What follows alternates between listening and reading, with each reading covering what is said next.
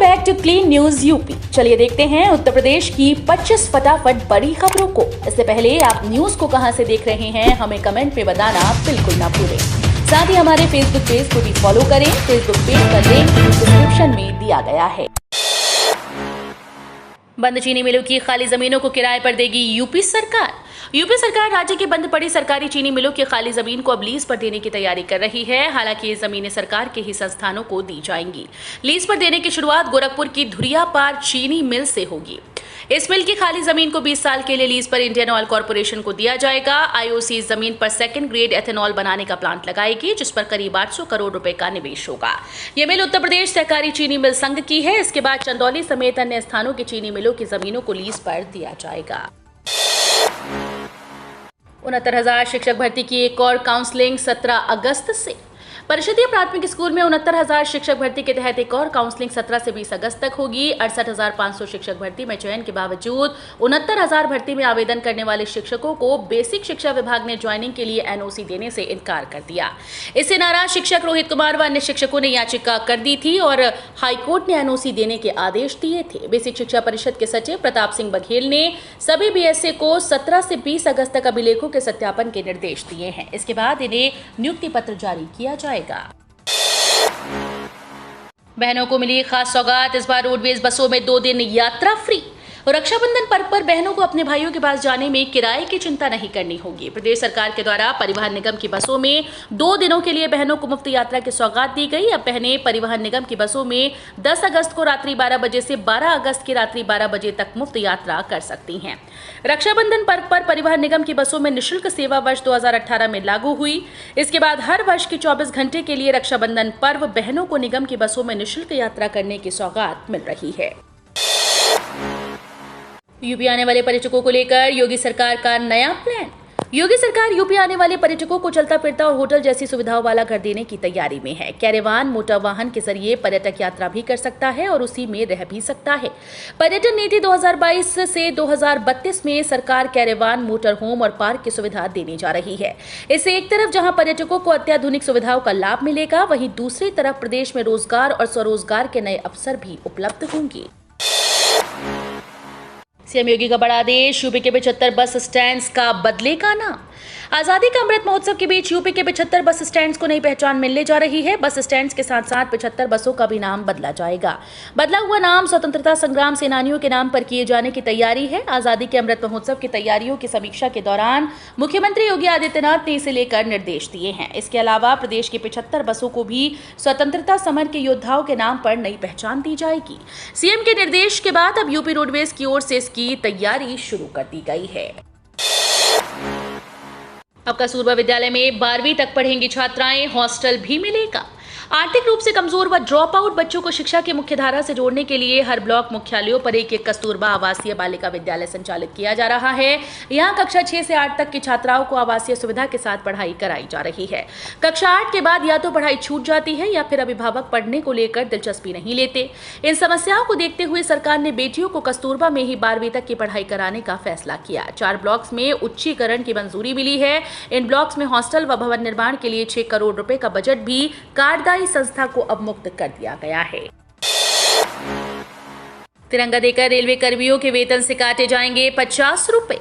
स्वतंत्रता दिवस के दिन रेलवे के सभी कर्मचारियों और अधिकारियों के घर पर शान से तिरंगा लहराएगा। एनई रेलवे प्रशासन ने सभी रेल कर्मियों को राष्ट्रीय ध्वज उपलब्ध कराने का निर्णय लिया।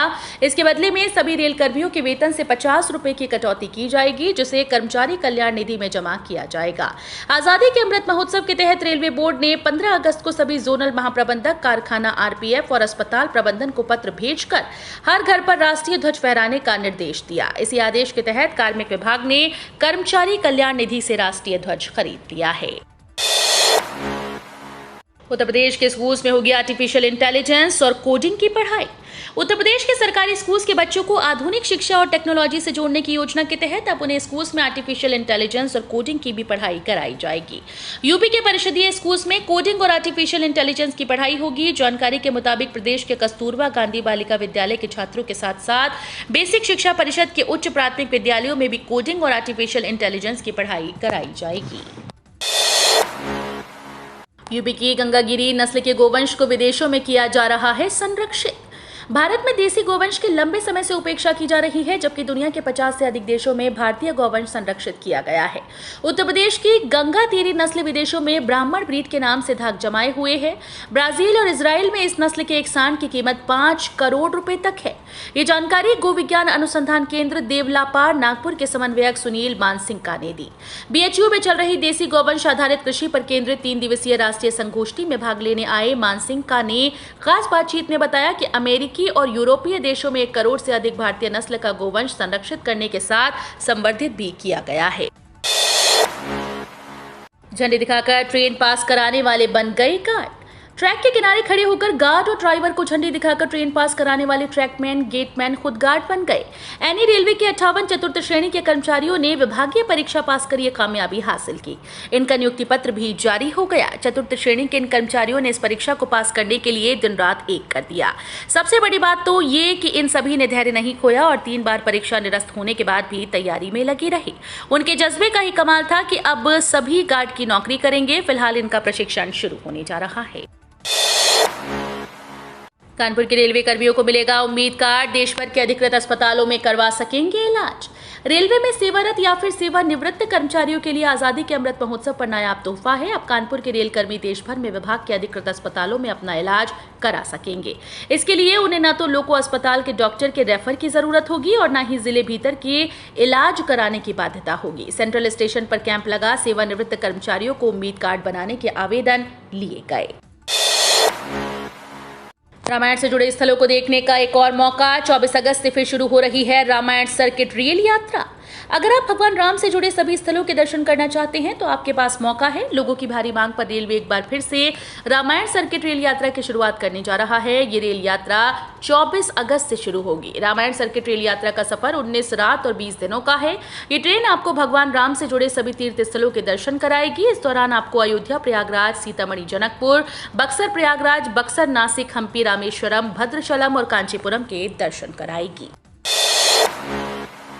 घाघरा नदी ने बदला रुख। कैराती पुरवा में शुरू किया कचान। आधा दर्जन से अधिक घर जद में आए। लखीमपुर खीरी के धौरहरा में घाघरा नदी अपने उफान पर है। घाघरा नदी का पानी कैराती पुरवा के मजरा महादेव पुरवा, कल्लू बेरियन पुरवा और बिलास पुरवा होते हुए बंशी बेली तक पहुंच गया। अब तक घाघरा नदी ने आधा दर्जन से अधिक घरों को अपनी जद में ले लिया। कचान से प्रभावित ग्रामीणों ने अपने घर उजाड़ने शुरू कर दिए। वहीं मिर्जापुर में कचान की रफ्तार धीमी पड़ी, जिसके बाद बाढ़ खंड ने बचाव कार्य तेज कर दिया है। सपा विधायक का विवादित बयान। बोले देश से इतनी मोहब्बत तो पहले अपने कार्यालय पर तिरंगा फहराए आरएसएस। यूपी के मुरादाबाद जिले के कुंदरकी विधानसभा क्षेत्र के समाजवादी पार्टी के विधायक जिया उर रहमान बर्क के विवादित बयान का एक वीडियो सामने आया, जिसमें उन्होंने सत्तारूढ़ भारतीय जनता पार्टी और राष्ट्रीय स्वयंसेवक संघ की तुलना आजादी से पहले देश पर राज करने वाले अंग्रेजों से की। सपा विधायक ने अपने बयान में कहा कि केवल तिरंगा फहराने से देशभक्ति साबित नहीं होती। देश के प्रति वफादारी के लिए मुसलमानों को किसी प्रमाण पत्र की जरूरत नहीं है। पटरी पर दौड़ी देश की पहली रैपिड रेल। दुहाई डिपो पर हुआ स्टैटिक ट्रायल।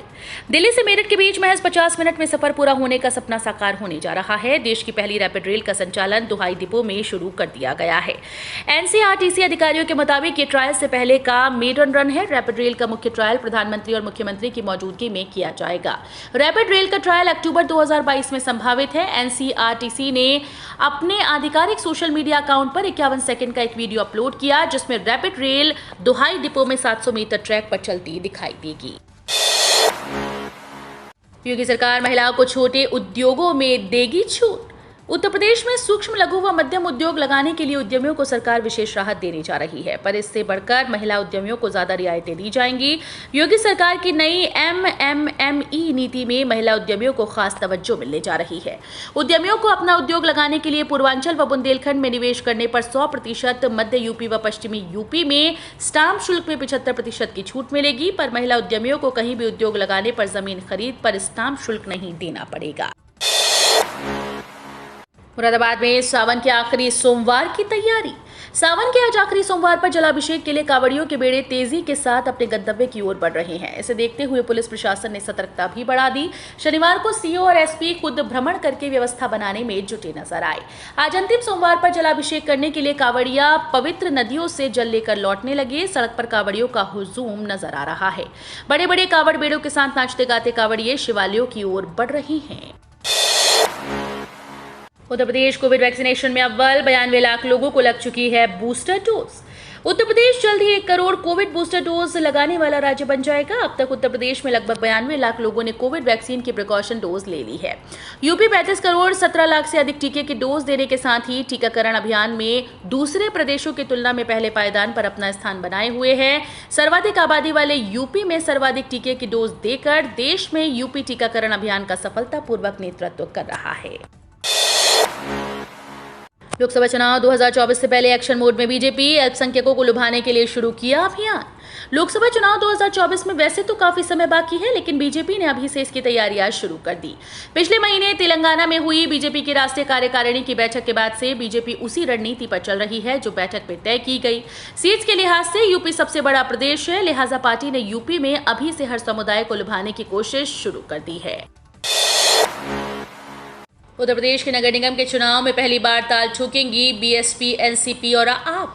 उत्तर प्रदेश के शहरों में ग्रास रूट की राजनीति यानी शहरी निकाय चुनाव में इस बार नए दलों की और आम आदमी पार्टी के साथ ही राष्ट्रवादी कांग्रेस पार्टी भी उत्तर प्रदेश के नगर निगम के चुनाव में अपने प्रत्याशी उतारेगी। मेरठ की बेटी ने फिर बढ़ाया देश का मान, जैवलिन थ्रो में अन्नू रानी ने झटका कांस्य पदक। मेरठ से सटे सरदना क्षेत्र के बहादुरपुर गांव निवासी अन्नू रानी ने बर्मिंघम में चल रहे कॉमनवेल्थ गेम्स में जैवलिन थ्रो में कांस्य पदक भारत की झोली में डाल दिया है। अन्नू रानी के ब्रॉन्ज जीतते ही उनके परिवार और गांव में खुशी का माहौल है। अन्नू रानी ने महिलाओं की जैवलिन थ्रो प्रतियोगिता में कांस्य पदक जीत लिया। उनका सबसे बेहतरीन प्रयास 60 मीटर का रहा।